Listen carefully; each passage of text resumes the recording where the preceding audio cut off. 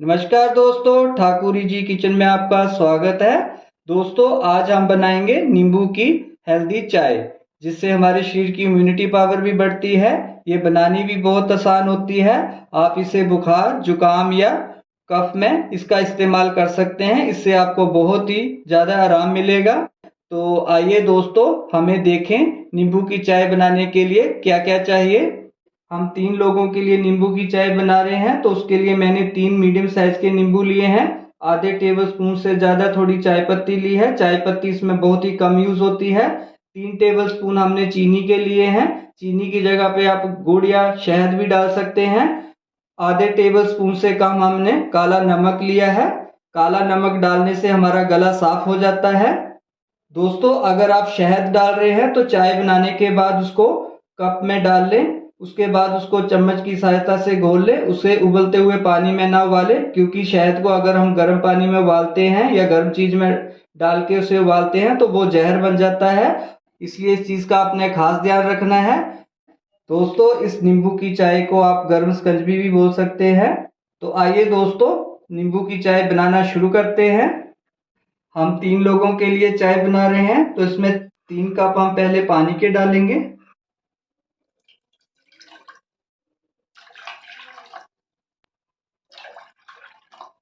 Gas को on कर दिया है। सबसे पहले हम इसमें चाय पत्ती डालेंगे। 1 कप के लिए हमने 1/4 टेबल स्पून लेना है। चाय पत्ती इसमें बहुत ही कम लगती है। हमने आधा टेबल स्पून से थोड़ा ज्यादा 3 कप के लिए चाय पत्ती डाली है। इससे ज्यादा नहीं इसमें डालनी है, नहीं तो चाय ज्यादा काली हो जाएगी। अब हम इसमें काला नमक डाल देंगे। हम 3 कप के लिए आधे चम्मच से भी थोड़ा कम नमक डाल रहे हैं। अगर आपने 1 कप में डालना है तो 2 पिंच डाल दो। साथ में ही हम इसमें 3 टेबल स्पून चीनी के डाल देंगे।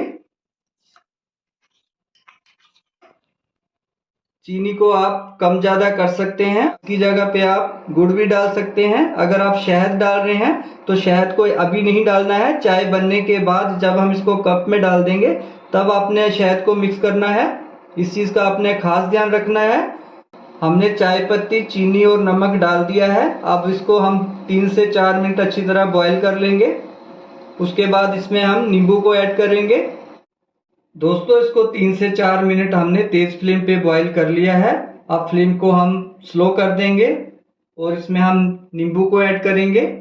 नींबू को आप इसको सीधा इसमें डाल सकते हैं, लेकिन फ्लेम को हमने स्लो कर देना है।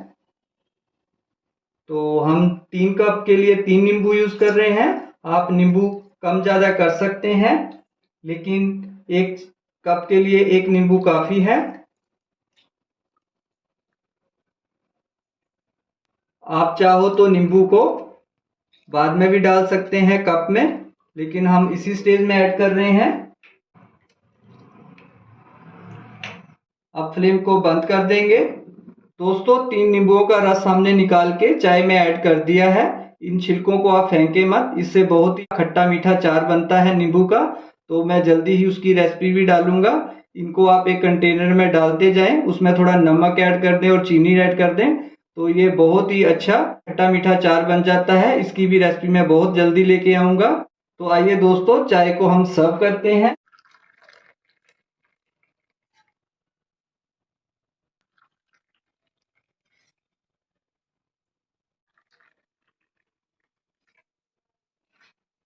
सर्व करने के लिए नींबू की चाय को हमने कप में डाल दिया है। तो देखिए कितना अच्छा कलर आया है।